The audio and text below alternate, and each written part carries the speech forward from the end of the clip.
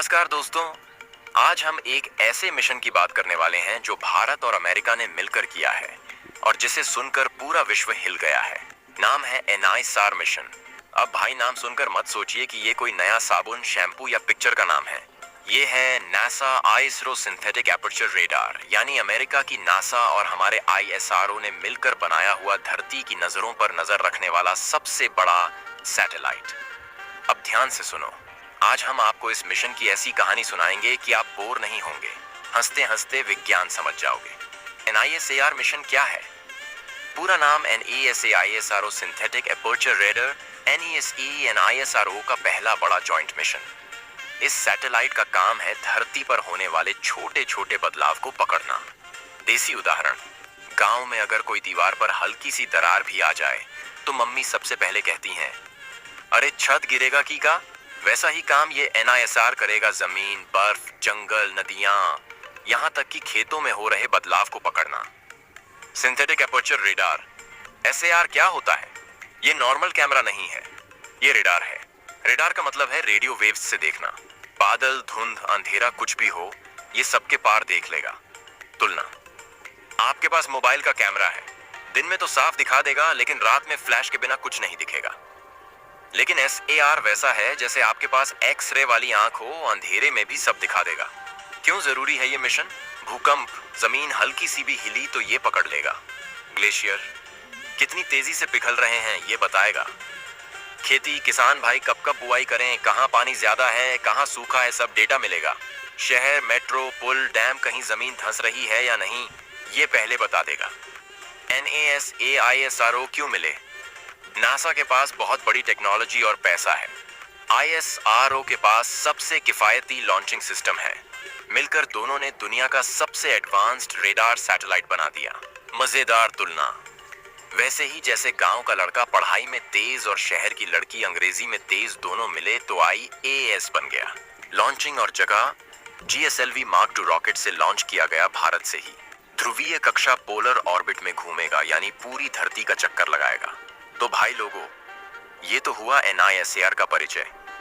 लेकिन असली मजा तो अब आएगा जब हम इसके पीछे की साइंस, इसके काम करने का तरीका और भारत को मिलने वाले फायदों को समझेंगे। अभी तो हमने बस झलक दिखाई है, असली पिक्चर तो आगे है। भाई अब तक हमने समझा कि NISR है क्या, NASA और ISRO ने मिलकर क्यों बनाया। लेकिन अब बड़ा सवाल, ये सिंथेटिक एपर्चर रेडार SAR आखिर काम कैसे करता है? नाम सुनकर तो लगता है जैसे कोई डॉक्टर का टेस्ट है। आपका SAR पॉजिटिव आया है, लेकिन असलियत इससे भी ज्यादा मस्त है। रेडार क्या होता है? Radar radio detection and ranging. इसमें रेडियो वेव छोड़ी जाती हैं, ये किसी चीज से टकराकर वापस आती हैं और हमें पता चल जाता है कि सामने क्या है। देसी उदाहरण, जैसे आप खेत में आवाज मारो, अरे रामलाल, और वहां से जवाब आए हाँ भैया, तो समझ जाओ कि रामलाल वही खेत में है। रेडार भी वैसा ही है, आवाज नहीं, रेडियो वेव भेजता है। सिंथेटिक एपर्चर रेडार SAR क्या है? नॉर्मल रेडार से भी ताकतवर। सैटेलाइट चलता रहता है और चलते चलते बहुत सारे रेडार सिग्नल्स भेजता है। उन सिग्नल्स को जोड़कर बड़ा कैमरा बना लिया जाता है, इसलिए इसे सिंथेटिक एपर्चर यानी नकली बड़ा लेंस बोला जाता है। तुलना, गांव में एक कैमरा है छोटा सा, फोटो धुंधली आएगी, लेकिन अगर वही फोटो आप 100 बार खींच लो और सबको जोड़ दो तो साफ फोटो मिलेगी। SAR भी यही करता है, छोटी छोटी झलकियां जोड़कर एकदम HD क्वालिटी की तस्वीर बना देता है। SAR का सबसे बड़ा फायदा, बादल, धुंध, रात कोई दिक्कत नहीं। नॉर्मल सैटेलाइट कैमरा से बादल के ऊपर क्या है दिखेगा ही नहीं, लेकिन SAR बादल, जंगल, यहां तक कि बर्फ की मोटी चादर के नीचे भी देख लेगा। मजेदार तुलना, आपने देखा होगा गांव में दादी लोग पर्दे के पीछे से भी देख लेती हैं कि बाहर कौन खड़ा है। वैसा ही SAR है, पर्दा हटा दो या मत हटाओ, उसको सब दिखेगा। निसार में 2 रेडार सिस्टम हैं। L बैंड रेडार नासा का बनाया, लंबी तरंगें भेजता है, जंगलों, पेड़ों और धरती के अंदर तक झांक सकता है। S बैंड रेडार ISRO का बनाया, छोटी तरंगें भेजता है, सतह पर छोटे छोटे बदलाव पकड़ लेता है। उदाहरण, L बैंड लंबा आदमी जो दूर तक देख सकता है। एस बैंड छोटा बच्चा जो जमीन के पास वाली चीजें पकड़ लेता है। दोनों मिलकर सीसीटीवी बन गए, ऊपर से नीचे तक सब दिख जाएगा। डेटा कितना मिलेगा? रोजाना लगभग 80 टेराबाइट डेटा भेजेगा। मतलब पूरा नेटफ्लिक्स, प्राइम वीडियो, हॉटस्टार, सबकी लाइब्रेरी से भी ज्यादा डेटा एक दिन में। तुलना पाई। सोचो भाई, गांव का एक छोटा बच्चा रोज अपनी डायरी में पूरी गांव की कहानी लिख दे, कौन खेत में गया, कौन कुएं पर गया, किसके घर में पंखिया टूटा, सब। वैसा ही एनआईएसआर हर दिन धरती का पूरा हिसाब देगा। किस काम आएगा ये रेडार? भूकंप, जमीन के फटने से पहले हल्की हलचल भी पकड़ लेगा। ज्वालामुखी लावा कब ऊपर आ रहा है पहले से अंदाजा हो जाएगा। खेती किस जगह मिट्टी में नमी है, कहां सूखा है, किसान को फायदा। शहर, बड़े बड़े पुल, इमारतें कहीं जमीन धंस रही हैं या नहीं। ग्लेशियर, कितनी तेजी से बर्फ पिघल रही है, समुद्र का स्तर कैसे बढ़ रहा है। तो भाई लोगों, अब आप समझ गए होंगे कि SAR कोई आम तकनीक नहीं है। ये धरती का ऐसा एक्सरे है जो सब देख सकता है, बादल, रात, बर्फ, कोई रुकावट नहीं। और जब NAE का L बैंड और ISRO का S बैंड मिल जाता है तो पूरा धरती CCTV के नीचे आ जाती है। अब अगले पार्ट में हम समझेंगे एनआईएसआर से भारत को क्या फायदा मिलेगा। किसान भाई से लेकर वैज्ञानिक तक सबका इसमें हिस्सा है। जुड़े रहो, मजा आने वाला है। भाइयों और बहनों, पिछले हिस्सों में हमने निशान मिशन की शुरुआत, तकनीक और उसके पीछे की सोच समझ ली। अब सबसे जरूरी सवाल पर आते हैं। इस मिशन का फायदा आखिर किसे और कैसे होगा, और पूरी दुनिया इस पर इतना ध्यान क्यों दे रही है? निशान मिशन का ग्लोबल असर।